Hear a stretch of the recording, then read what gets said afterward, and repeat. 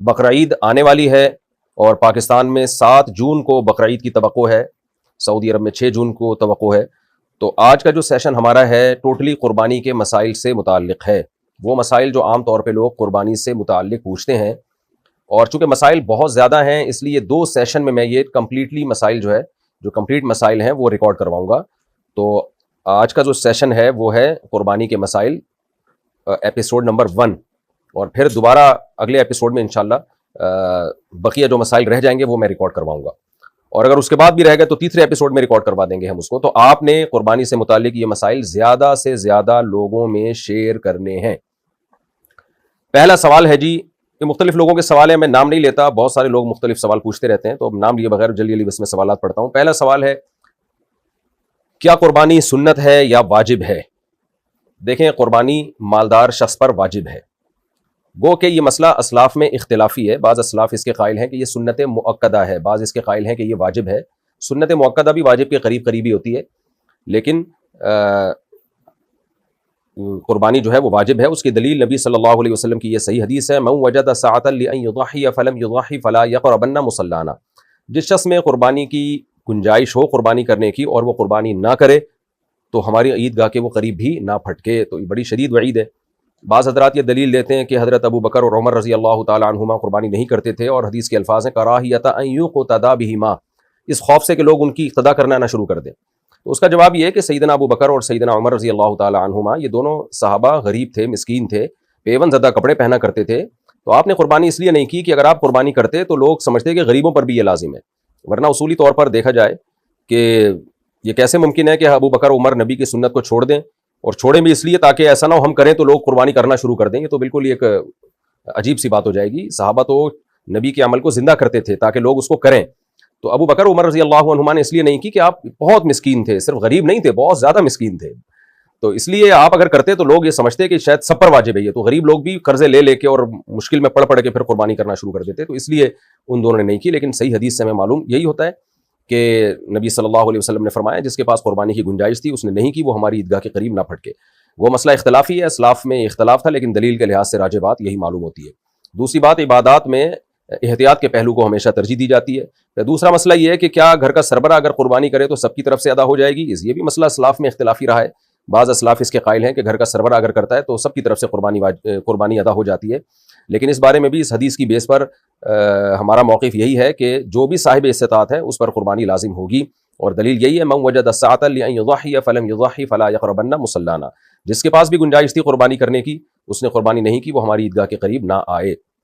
بہرحال اختلافی مسئلہ ہے، اس میں شدت جائز نہیں، کسی فریق پہ زیادہ ملامت یا طنز اور جو آج کل یوٹیوب پہ مناظرے بازی کے چیلنج ہوتے ہیں یہ ٹھیک نہیں ہے.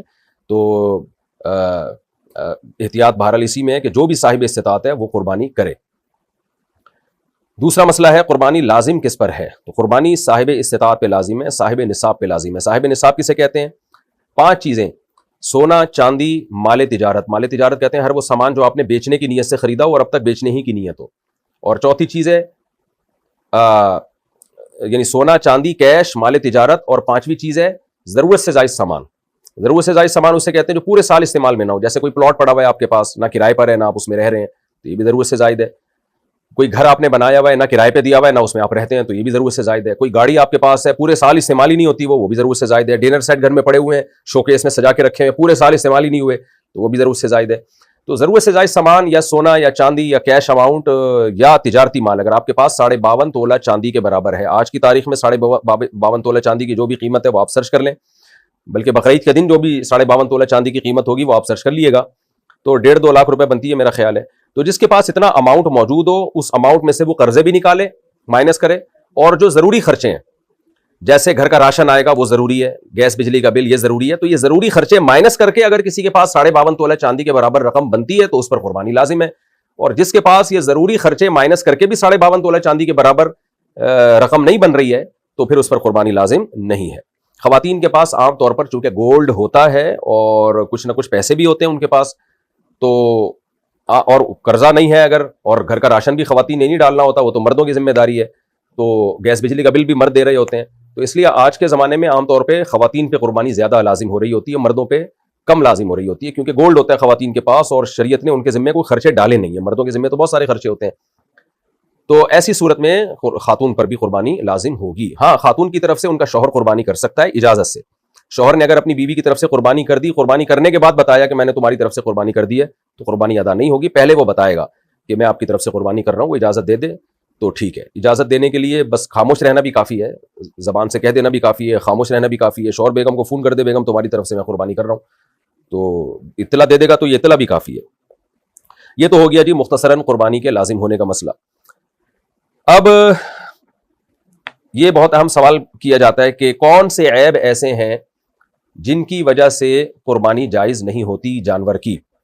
لوگ یہ سوال پوچھتے ہیں ٹوٹے ہوئے سینگ والے جانور کی قربانی کا کیا حکم ہے, یا وہ جانور جس کا سرے سے سینگ ہی نہیں ہے. تو دیکھیں ٹوٹا ہوا سینگ ہو یا سرے سے سینگ ہو ہی نہیں, دونوں جانوروں کی قربانی جائز ہے. ہاں اگر جانور کا سینگ اکھاڑ دیا اور جڑ سے اکھاڑ دیا جس کی وجہ سے اس کے دماغ پہ چوٹ لگی ہے, تو پھر ایسے جانور کی قربانی جائز نہیں ہے. عام طور پر آج کل لوگ جانور کا سینگ جو ہے وہ گھس دیتے ہیں, تو اس جانور کی قربانی جائز ہے. لیکن یہ جو میں نے سنا ہے کہ جو جانور کا سینگ گھستے ہیں یا اس میں کچھ ایسا جلاتے ہیں اس سے جانور کو تکلیف بہت ہوتی ہے, تو غیر ضروری تکلیف جانور کو دینا اس کا بہرحال گناہ ہوگا. لیکن بغیر سینگ والے کی قربانی جائز ہے. ہاں سینگ ٹوٹ گیا لڑائی وڑائی کے دوران اور اکھڑ گیا جس سے دماغ کو زد پہنچی ہو تو پھر جائز نہیں ہے. دوسرا کون سے عیب ہیں, اندھے جانور کی قربانی جائز نہیں ہے. اگر ایک آنکھ کی بینائی بالکل گئی ہوئی ہے اس کی قربانی بھی جائز نہیں ہے. لنگڑے جانور کی قربانی, بعض دفعہ آپ جانور خریدتے ہیں جانور لنگڑا ہوتا ہے, تو اگر اتنا لنگڑا ہے کہ وہ پاؤں زمین پہ ٹکا ہی نہیں پا رہا تو اس کی قربانی جائز نہیں. اور اتنا اگر لنگڑا ہے کہ وہ پاؤں کم از کم اس کو چلانے کے قابل بنا رہا ہے, زمین پہ ٹکا لیتا ہے اور چل لیتا ہے کچھ نہ کچھ, تو اس جانور کی قربانی جائز ہے. کان یا دم کٹے ہوئے جانور کی قربانی, اس میں مختلف اقوال ہیں.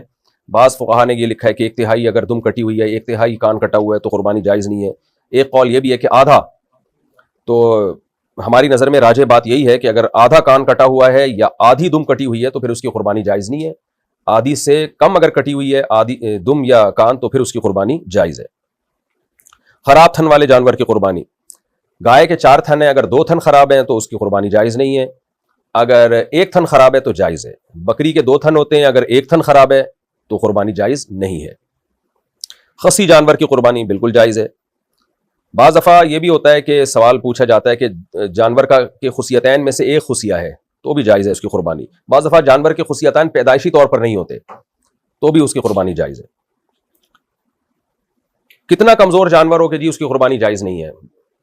اگر جانور اتنا بڈھا یا اتنا کمزور ہو چکا ہے کہ اس سے بیچارے سے چلا ہی نہیں جا رہا اور وہ قربان گاہ تک بھی چل کے نہیں جا سکتا, آپ نے یہاں سے 10 میٹر دور تک لے کے جانا ہے اس کو قربانی کرنے کے لیے, تو وہاں بھی اس کو آپ اسٹریچر میں اٹھا کے لے کے جا رہے ہیں, اتنا کمزور ہو گیا تو وہ تو بیچارہ پہلے ہی قربان ہو چکا ہے, اس کو مزید قربان کرنے کی کوشش نہ کریں آپ.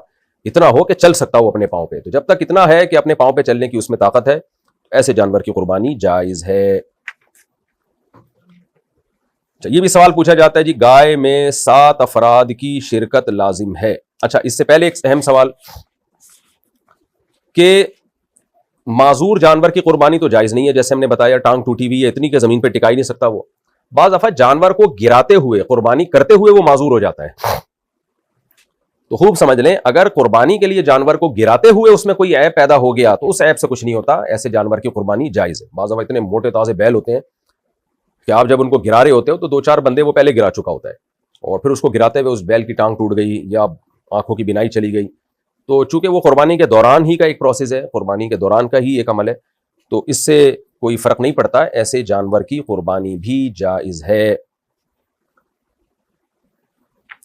اسی سے ایک مسئلہ یہ بھی ہے کہ بعض جانور بڑے وحشی ہوتے ہیں, آپ کے قابو میں وہ آتے ہی نہیں ہیں, تو ایسے جانور کو پہلے فائر کرنا پڑتا ہے, گولی مارنی پڑتی ہے, اس کے بعد جا کے وہ قابو میں آتے ہیں. تو شرعاً یہ بھی جائز ہے کہ اگر کوئی ہٹا کٹا موٹا بیل بھینسا قابو میں ہی نہیں آ رہا آپ کے, تو آپ نے اگر اس کو فائر کیا, گولی ماری اور گولی سے وہ مرا نہیں, تو آپ نے فوراً جا کے مرنے سے پہلے اس کو ذبح کر دیا تیز دھار والی چھری سے, تو بھی اس کی قربانی جائز ہے. البتہ آپ نے اس کے گولی ماری اور گولی سے وہ مر گیا, آپ کے ذبح کرنے سے پہلے وہ مر گیا, تو پھر اب اس کی یعنی وہ قربانی آپ کی نہیں ہوئی ہے, اور وہ گوشت بھی آپ کے لیے حلال نہیں ہے, وہ مردار کے حکم میں ہے. کیونکہ قرآن مجید نے الموقوذہ, وہ جانور جس کو پتھر سے مارا جائے, اس جانور کو حرام شمار کیا. تو گولی بھی پتھر ہی کی طرح ہوتی ہے, فرق صرف یہ ہے کہ ایک پتھر وہ ہوتا ہے جو آپ ہاتھ سے پھینکتے ہوئے, ایک پتھر وہ ہوتا ہے جس کے لیے آپ ایک مشین استعمال کرتے ہیں تاکہ اس کی اسپیڈ بڑھ جائے. البتہ گولی اگر دھار والی ہے, یعنی آگے اس کے تیز باریک نوک ہے, جیسے تیر میں ہوتی ہے نوک, تو پھر دھار والی کوئی بھی چیز سے جب آپ جانور کا شکار کریں گے تو پھر شریعت نے ہمیں یہ آسانی دی ہے کہ اگر آپ نے وہ شکار بسم اللہ اللہ اکبر پڑھ کے آپ نے گولی چلائی, جس گولی کی آگے تیز نوک ہو, صرف نوک کافی نہیں ہے, گول نوکیں ہوتی ہیں بندوقوں کی, وہ اس سے کوئی فرق نہیں پڑتا, تیز دھار والی نوک ہو, یا تیر آپ نے مارا جانور پر اور وہ جانور گر گیا, آپ کے پہنچنے سے پہلے پہلے وہ مر گیا, تو بھی حلال ہے وہ. لیکن یہ جب ہے جب دھار ہو آگے گولی کی یا تیر کی, تو پھر اگر آپ کے پہنچنے سے پہلے جانور ہلاک ہو گیا تو حلال ہے وہ. ہاں آپ پہنچے اور اس وقت زندہ تھا تو پھر آپ پر لازم ہے کہ اس کو ذبح کر دیں. اب آپ نے جانور پہ تیر چلایا یا دھار والی گولی جس کے آگے تیز نوک ہوتی ہے, بسم اللہ اللہ اکبر پڑھ کے آپ نے اس بھینسے پہ فائر کیا, آپ قریب گئے تو اس میں جان تھی, لیکن آپ نے کہا چونکہ میں نے تیز دھار والی گولی سے یا تیر سے میں نے اس کو مارا ہے تو جان تو ہے اس میں, لیکن اب میں ذبح نہیں کرتا, تو اب وہ حرام ہو گیا, کیونکہ آپ پر لازم تھا کہ آپ فوراً اس جانور کو ذبح کر لیتے. تو خلاصہ کیا نکلا کہ عام گولی جو ہوتی ہے کلاشنکوف کی یا پسٹل کی, اس میں دھار نہیں ہوتی. اس سے اگر آپ نے جانور کو شکار کیا قابو میں لانے کے لیے تو ذبح کرنا بہرحال ضروری ہے, مرنے سے پہلے پہلے اس کو ذبح کرنا پڑے گا. اور اگر دھار والی گولی جس کی آگے تیز باریک نوک ہوتی ہے یا تیر مارا آپ نے, تو اس میں اگر آپ جانور کے قریب پہنچ گئے, آپ نے غفلت نہیں کی, جیسے جانور گرا آپ پہنچے اور موت سے پہلے پہلے ذبح کر دیا تو بہرحال حلال ہے. لیکن آپ کے ذبح کرنے سے پہلے پہلے وہ مر گیا تو بھی حلال ہے. لیکن اگر آپ نے غفلت کی, آپ نہیں گئے وہاں پہ اور اسے تڑپ کے مرنے دے دیا اپنی موت, پھر وہ حلال نہیں ہے. اور ایسا کر لینا چاہیے. آج کل بعض بیل اتنے تگڑے ہوتے ہیں, پورے محلے کو انہوں نے عذاب میں ڈالا ہوا ہوتا ہے, خود ذبح ہونے سے پہلے پہلے وہ 2-4 بندوں کو ذبح کر چکے ہوتے ہیں. تو ایسے موقع پہ شریعت کی گنجائش سے فائدہ اٹھانا چاہیے, بجائے اسے کہ لوگوں کی جانوں کو رسک میں ڈالا جائے. تو کسی فائر وغیرہ سے ایسے خطرناک قسم کے جانوروں کو شوٹ کر دینا تاکہ وہ قابو میں آ جائیں, کچھ تھوڑا سا خون نکل جائے تاکہ وہ زمین پہ گر جائیں, تو اس میں کوئی حرج ہے نہیں, کر لینا چاہیے ایسا اگر مجبوری ہو. اچھا, ایک اہم سوال یہ بھی پوچھا جاتا ہے جی کہ کن جانوروں کی قربانی جائز ہے؟ کیا بھینسے کی قربانی بھی جائز ہے؟ اس کی کیا دلیل ہے؟ تیرا یاک ایک چترال میں جنگلی بھینسا, یہ بھینسا کہلاتا ہے, جنگلی کا تو میں نہیں کہہ سکتا, جنگلی بھی ہوتے ہیں وہ گھریلو بھی ہوتے ہیں, تو کیا اس کی قربانی بھی جائز ہے؟ تو خوب سمجھ لیں, ہمیں 4 جانوروں کی قربانی کا حکم دیا گیا ہے. بیل جس میں گائے بھی آتی ہے یعنی نر مادہ, دمبا بھیڑ یہ بھی اسی میں آتے ہیں, بکرا بکری اور اونٹ. تو بھیڑ میں بھیڑ دمبا یہ سب چیزیں اس میں آتی ہیں, چکی والا ہو چاہے چکی والا نہ ہو. بھینس کا حدیث میں تذکرہ نہیں ملتا, اس لیے آج کل بعض علماء نے یہ کہنا شروع کیا کہ بھینس کی قربانی جائز نہیں ہے, لیکن ماضی میں ہمیں اس کے جائز ہونے پر اجماع ملتا ہے. اب وہ اجماع یعنی کیوں امت کا اجماع ہوا تھا کہ بھینس کی قربانی جائز ہے؟ اس کی وجہ یہ ہے کہ یہ جو 4 جانور جن کی قربانی کا شریعت نے ہمیں حکم دیا ہے, ان میں قدر مشترک کیا چیز ہے, کامن چیز کیا ہے؟ ایک تو یہ کہ یہ چوپائے ہیں, نمبر 2 یہ پالتو ہوتے ہیں, گھریلو ہوتے ہیں. تو اس لیے حضرات فقہائے کرام کا اس پر ماضی میں اجماع ہو چکا ہے کہ بھینس بھی گائے کے حکم میں ہے, میڈیکلی نہیں ہے, شرعی لحاظ سے گائے کے حکم میں ہے وہ. تو بھینس کو گائے پر قیاس نہیں کیا گیا ہے, بلکہ بھینس کو قربانی کے معاملے میں لاحق کیا گیا ہے گائے کے ساتھ, یعنی گائے کی جنس میں شامل کیا گیا ہے, کیونکہ وہ بھی چوپایا ہے, بیسک منافع اس کے بھی وہی ہیں جو گائے کے ہوتے ہیں, بنیادی منافع, اور ہے بھی پالتو, یعنی جنگلی نہیں ہوتی ہے, گھریلو ہوتی ہے. اسی وجہ سے جنگلی بھینسے کی قربانی جائز نہیں ہے. اور اسی سے یاک کا حکم بھی آپ کے سامنے آ گیا. یاک جو ہے اگر پالتو ہے, گھریلو ہے, تو اس کی قربانی جائز ہے. اگر وہ گھریلو پالتو نہیں ہے بلکہ وہ جنگلی ہے, وحشی ہے, تو پھر اس کی قربانی جائز نہیں ہے. تو خلاصہ یہ نکلا کہ بھینس کی قربانی اس کے جائز ہونے پر بھی اجماع رہا ہے, تو بھینسا بھی آپ قربان کر سکتے ہیں, بھینس بھی کر سکتے ہیں, اور یاک بھی کر سکتے ہیں اگر وہ پالتو ہے, اور بکرا بکری وغیرہ تو سب کو معلوم ہی ہے. تو ان جانوروں کی قربانی بھی جائز ہے. البتہ ہرن کی قربانی, شتر مرغ کی قربانی یہ جائز نہیں ہے, کیونکہ یہ جنگلی جانور ہیں, اور شتر مرغ تو چوپایوں میں اس کا شمار ہوتا بھی نہیں ہے. اسی طرح یہ جو مارخور ہے اس کی بھی قربانی جائز نہیں, کیونکہ یہ بکروں کی اقسام میں آتا ہے, لیکن یہ گھریلو نہیں ہوتے, یہ بلکہ یہ وحشی اور جنگلی جانور ہوتے ہیں. تو اس لیے مارخور کی قربانی بھی جائز نہیں ہے. جانور کی عمر کتنی ہو, یہ بھی سوال پوچھا جاتا ہے. کیا 2 دانت کا ہونا ضروری ہے؟ بالکل ضروری نہیں ہے. گائے اور بیل میں 2 سال کا ہونا ضروری ہے. یعنی آپ بقرعید کے پہلے دن اگر کوئی گائے یا بیل ذبح کر رہے ہیں تو یہ ضروری ہے کہ وہ پچھلی سے پچھلی بقرعید میں اس وقت سے پہلے پیدا ہو چکا ہو جس وقت آپ قربانی کر رہے ہیں. یعنی اسلامی لحاظ سے 2 سال کا ہونا ضروری ہے, انگریزی لحاظ سے نہیں. یعنی آپ نے پچھلے سے پچھلے سال بقرعید کے پہلے دن دوپہر کے وقت آپ کی گائے نے ایک بچہ دیا, پچھلی سے پچھلے سال والی بقرعید میں دوپہر کے وقت, تو آپ اس بقرعید میں صبح کے وقت اس بچے کو ذبح نہیں کر سکتے, کیونکہ ابھی 2 سال پورے نہیں ہوئے. آپ ظہر کے بعد کر سکتے ہو، کیونکہ ظہر کے بعد بقرعید کے پہلے دن وہ 2 سال کا مکمل ہو جائے گا. اس مثال سے آپ کو سمجھ میں آ گیا ہوگا کہ ہر وہ جانور جو پچھلی بقرعید سے پہلے پیدا ہو چکا ہو اس کو آپ اس بقرعید میں ذبح کر سکتے ہو، گائے اور بیل میں. اور جو پچھلی بقرعید کے پہلے دن پیدا ہوا تو پہلے دن وہ ٹائم گزرنے کے بعد یا اگلے دن آپ اس کو ذبح کر سکتے ہو. اور پچھلے سال بقرعید میں اگر وہ تیسرے دن پیدا ہوا تو پھر پہلے اور دوسرے دن نہیں ذبح کر سکتے، آپ اس کو تیسرے دن ذبح کرو گے اس ٹائم کے بعد جس ٹائم میں وہ پیدا ہوا تھا، تاکہ 2 سال کمپلیٹ ہو جائے. یہی حکم بکری میں اور بکرے میں. اونٹ میں کم سے کم 5 سال کا ہونا ضروری ہے. 5 سال سے پہلے آپ اونٹ کو نہر یا ذبح نہیں کر سکتے. گائے اور بیل میں 2 سال ہو گئے، اور بکرا بکری میں 1 سال ہو گیا. اور دمبے میں اصل حکم تو یہی ہے کہ کم سے کم 1 سال کا ہو. لیکن اگر دمبا یا بھیڑ موتا تازہ خوب بھرا ہوا ہے، 6 مہینے کا بھی اگر ہے، وہ دیکھنے میں وہ سال کا لگ رہا ہو. سال کا لگنے کا مطلب یہ کہ اس 6 مہینے کے دمبے کو اگر آپ سال والے دمبوں میں چھوڑتے ہو تو فرق کرنا بہت مشکل ہو جاتا ہے کہ یہ سال کا ہے یا نہیں ہے. تو ایسے دمبے کی قربانی بھی جائز ہے. لیکن 6 مہینے سے بھی اگر وہ کم کا ہے پھر جائز نہیں ہے اس کی قربانی. یا 6 مہینے کا ہے لیکن وہ دبلا پتلا بہت ہے اور دیکھنے میں لگ نہیں رہا سال کا، تو بھی جائز نہیں ہے. یہ تو ہو گیا جی جانور کی عمر. باقی 2 سال جو ہے 2 دانت لوگوں نے اپنے لیے ایک معیار متعین کیا ہوا ہے، کیونکہ ہمیں پتہ نہیں ہوتا کہ جو جانور بیچ رہا ہے وہ سچ کہہ رہا ہے یا جھوٹ کہہ رہا ہے. تو جانور کے دانت جب 2 دانت ہو جاتا ہے نا، جانور دندیا کہتے ہیں میرے خیال ہے اس کو، کہ 2 دانت کا جب جانور ہو گیا تو پھر یقین ہوتا ہے کہ یہ 2 سال سے اوپر کا ہی ہے، کیونکہ 2 سال کے بعد ہی جانور 2 دانت نکالتا ہے. لیکن یہ بہرحال ضروری نہیں ہے. اگر جانور کھیرا ہے 2 سال گائے میں، اور اونٹ میں 5 سال، اور بکرا بکری میں 1 سال وہ مکمل کر چکا ہے، اور جو بیچ رہا ہے آپ کو جانور، آپ کو اس کی دیانتداری پہ یقین ہے یا غالب گمان ہے، وہ کہتا ہے بھائی قسم اٹھا کے کہہ دیتا ہے یار یہ میں اللہ کی قسم اٹھا کے کہتا ہوں کہ یہ 2 سال کا ہو چکا ہے، اور آپ کو اس کی بات پہ یقین آ جاتا ہے تو بھی آپ قربانی کر سکتے ہیں. لیکن اگر آپ کو اس کی بات پہ یقین نہیں آتا تو پھر آپ قربانی نہیں کر سکتے.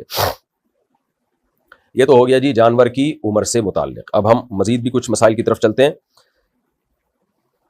گائے میں کیا 7 افراد کی شرکت لازمی ہے؟ دیکھیں گائے ہو یا اونٹ، اس میں 7 افراد کی شرکت لازمی نہیں ہے. 7 افراد سے زیادہ شریک نہیں ہو سکتے، یہ مطلب ہے. یعنی ایک گائے میں 7 افراد سے زیادہ نہیں شریک ہو سکتے. 7 افراد ہو سکتے ہیں، 7 سے کم بھی ہو سکتے ہیں.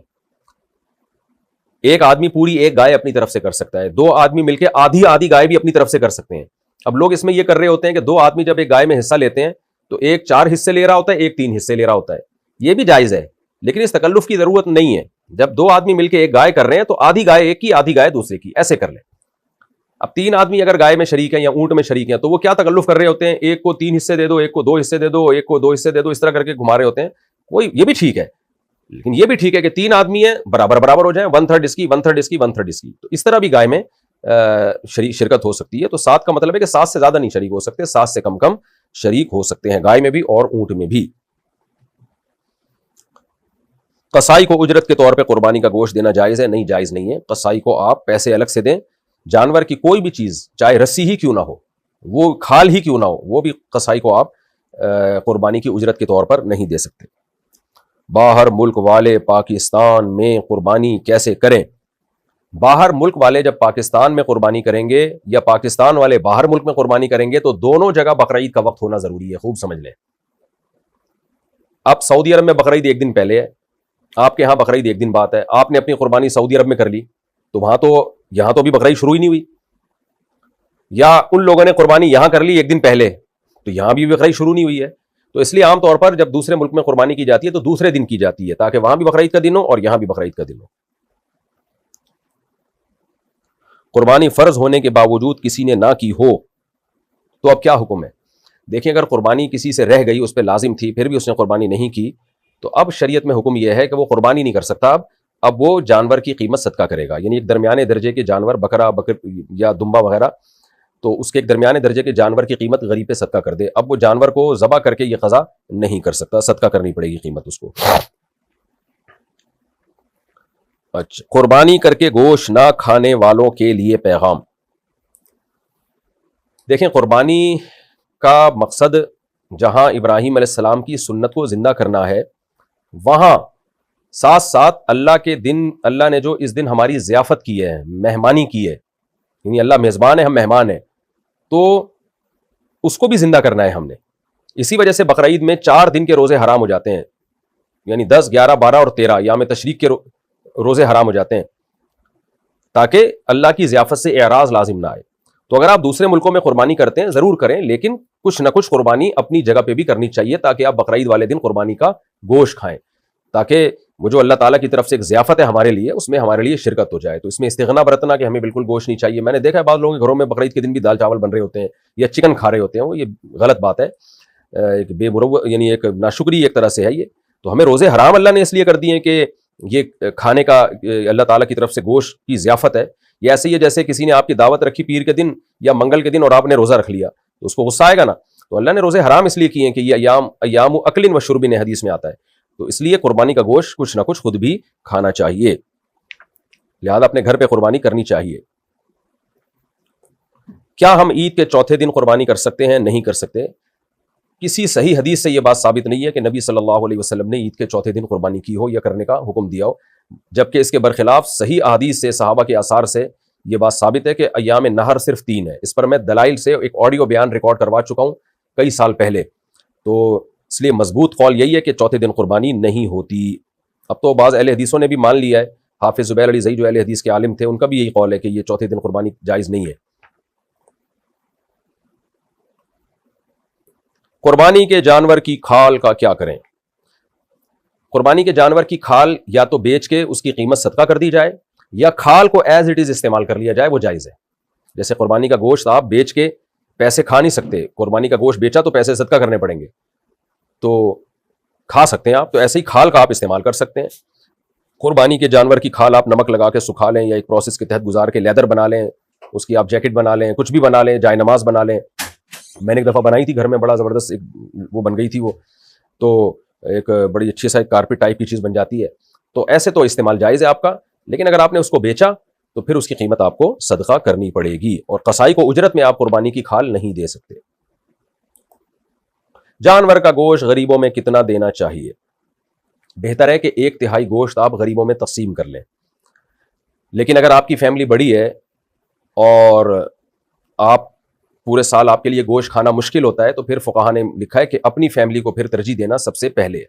بعض لوگوں کے بچے ہوتے ہیں، چھوٹے غریب لوگ ہوتے ہیں، وہ سال میں ایک دفعہ ان کو قربانی کے نیت سے پھر انہوں نے جانور قربان کر لیا ہوتا ہے، تو ایسے لوگوں کو چاہیے اپنے بچوں کو گوشت کھلائیں، وہ زیادہ بہتر ہے۔ لیکن اگر آپ مالدار ہیں اور گوشت پورے سال آپ کھاتے رہتے ہیں تو کچھ گوشت تو بہرحال آپ خود کھائیں تاکہ اللہ کی ضیافت سے اعراض لازم نہ آئے، اللہ کی ضیافت میں آپ شریک ہو جائیں، لیکن 1/3 گوشت پھر بہتر ہے کہ غریبوں میں تقسیم کر دیا جائے۔ کیا رات کے وقت قربانی جائز ہے؟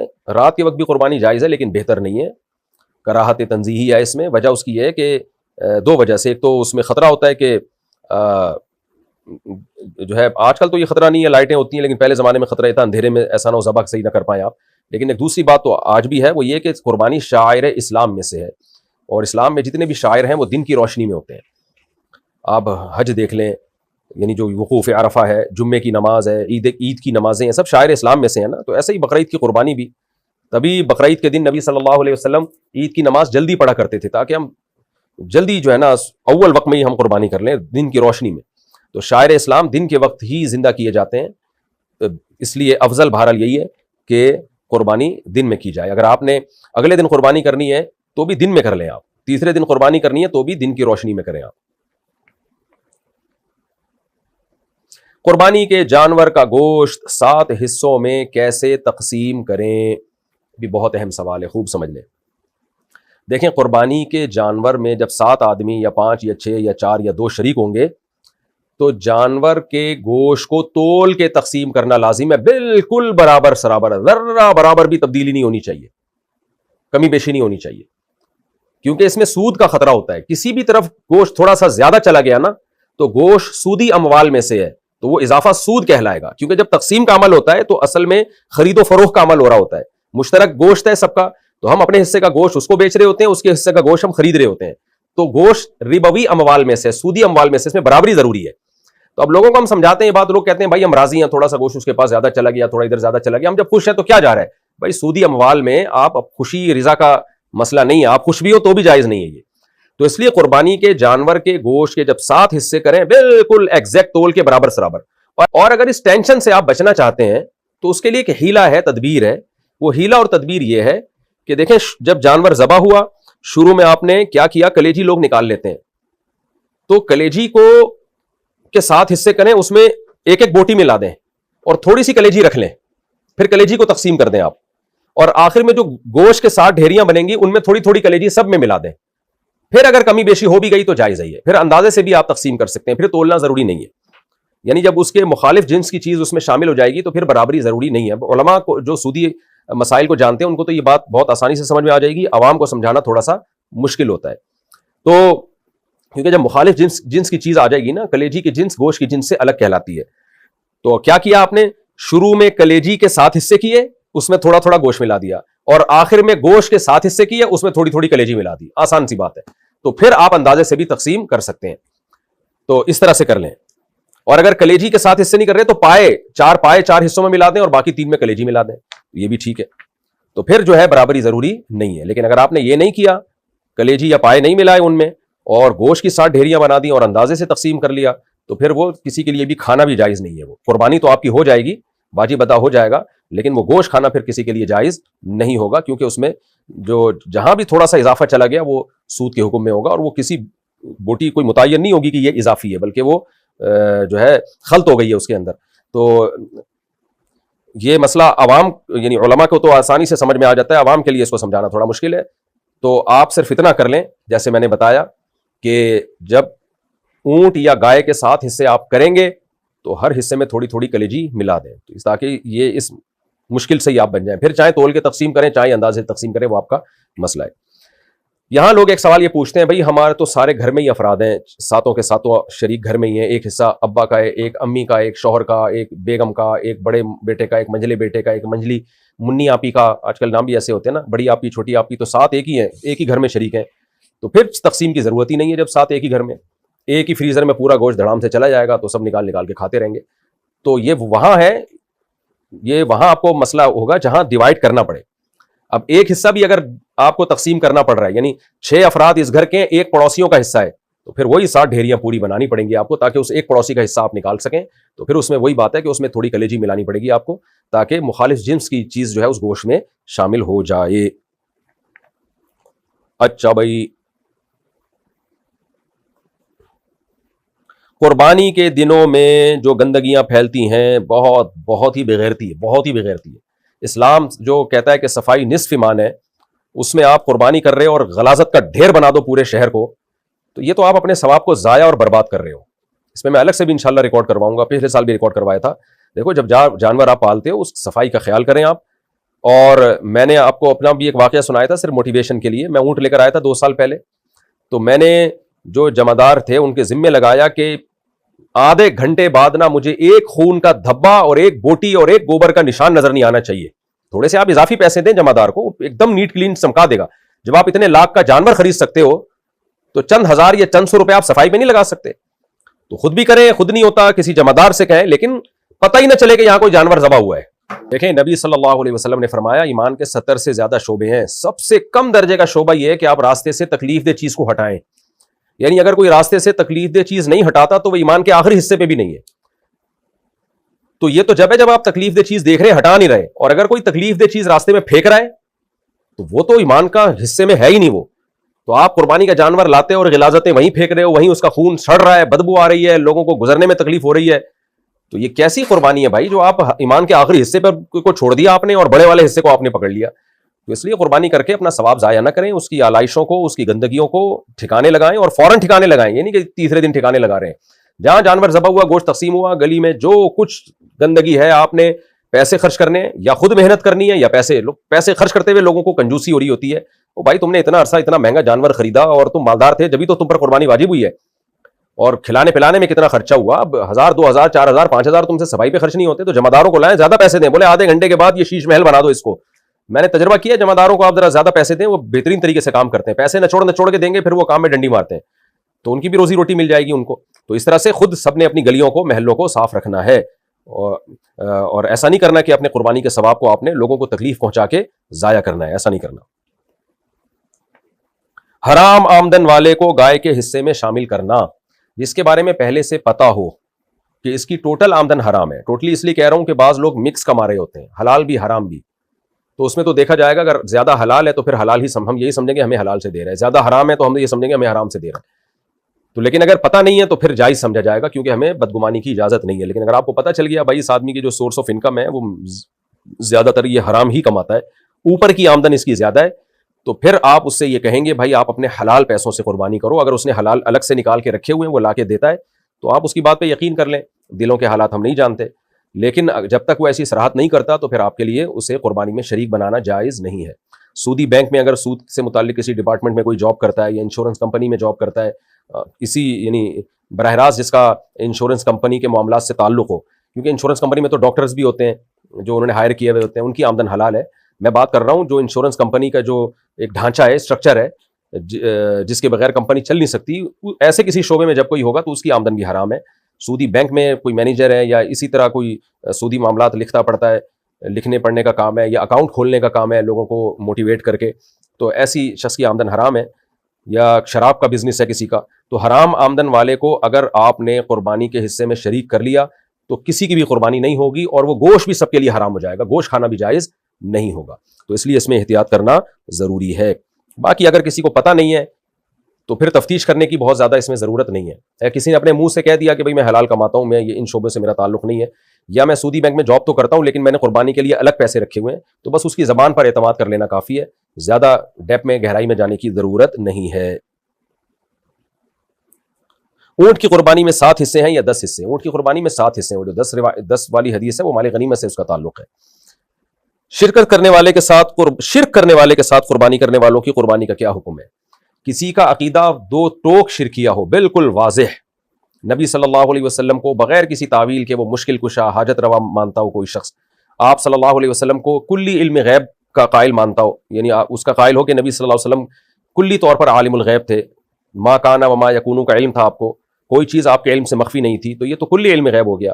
یا آپ صلی اللہ علیہ وسلم کو اللہ نے اتنے اختیارات دے رکھے ہیں کہ جب چاہیں جہاں سے چاہیں نبی صلی اللہ علیہ وسلم ہماری مدد کر سکتے ہیں یا فلاں بزرگ ہماری مدد کر سکتے ہیں.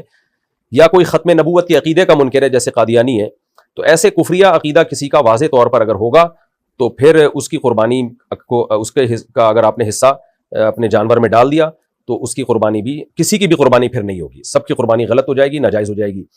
اور ذبح کرنے والے کے لیے بھی ضروری ہے, خوب سمجھ لیں, قربانی کا جانور ہو یا عام جانور ہو, کسی مشرک نے اگر ذبح کیا جو دو ٹوک اور صاف لفظوں میں نبی کو عالم الغیب مشکل کشا مانتا ہو, جس کی میں نے تفسیر ابھی بیان کی ہے, تو ایسے شخص نے اگر جانور بھی ذبح کر دیا تو بھی وہ جانور حرام ہو جائے گا, تو اس کا گوشت بھی کسی کے لیے حلال نہیں ہے. ہاں, بدعتی ہونے سے فرق نہیں پڑتا, یعنی بدعتی اگر کوئی ہے تو عقیدہ اس کا شرکیہ نہیں ہے, تو پھر اس کا اگر گائے میں حصہ ہے تو قربانی ہو جائے گی, اور اگر اس نے ذبح کر دیا تو بھی قربانی ہو جائے گی. لیکن مشرک یا ختم نبوت کا کوئی منکر ہے یا اسلام کے کسی بنیادی عقیدے کا کوئی منکر ہے, تو اس سے اگر کسی نے ذبح کروا لیا تو بھی جانور حرام, اور اس کو قربانی کے حصے میں شریک کر لیا تو بھی قربانی برباد ہو جائے گی سب کی. اور میں نے جیسے بتایا کہ جانور ذبح کرنے والے کا توحید پرست ہونا ضروری ہے. البتہ عیسائی یہودی کو اللہ نے اس سے مستثنیٰ کیا ہے, تو ایک تو ان کا ذبیحہ بھی حلال ہے ہمارے لیے. ہاں, یہ ضرور ہے کہ جو ذبح کرنے والا اگر مسلم ہے اور وہ بسم اللہ اللہ اکبر نہیں پڑھتا یا اللہ کا نام نہیں لیتا تو بھی جانور حرام ہو جاتا ہے. کیونکہ ہم نے دیکھا ہے بعض دفعہ قصائی جانور ذبح کر رہے ہوتے ہیں, منہ میں ان کے گٹکے ہوتے ہیں, ان کو گٹکا نکالتے ہوئے تکلیف ہو رہی ہوتی ہے, تو وہ تکبیر کہہ نہیں رہے ہوتے. اگر بھول گیا نا کوئی بسم اللہ اللہ اکبر کہنا, کوئی شخص بھول گیا تو جانور حلال ہے. حدیث میں آتا ہے ہر مسلمان کے دل میں اللہ کا نام موجود ہے آلریڈی. اگر بھولے سے کسی سے اللہ کا نام چھوٹ گیا, کیونکہ وہ ایسا وقت ہوتا ہے جانور ہل رہا ہوتا ہے, آپ دفعہ آپ کو اس کی فکر ہوتی ہے بھاگنا جائے, تو آپ ذبح کرنے میں ٹائم لگا دیتے ہو, بسم اللہ اللہ اکبر پڑھنا بھول جاتے ہو, تو بھولے سے چھوٹ گیا حلال ہے جانور. لیکن جان کر چھوڑ دیا گٹکے کی وجہ سے, لوگ یاد دلا رہے ہوتے ہیں بعض دفعہ قصائی کو, پھر بھی وہ نہیں بول رہا ہوتا, منہ سے پھوٹ ہی نہیں رہا ہوتا, کچھ الفاظ نکالو بھائی منہ سے, تو اسی وجہ سے یہ بسم اللہ اللہ اکبر زور سے پڑھنا چاہیے تاکہ لوگوں کے دل میں شک شبہ بھی ختم ہو جائے. تو اگر کسی نے نہیں کیا اللہ اکبر نہیں پڑھا تو پھر جانور حرام ہو جائے گا.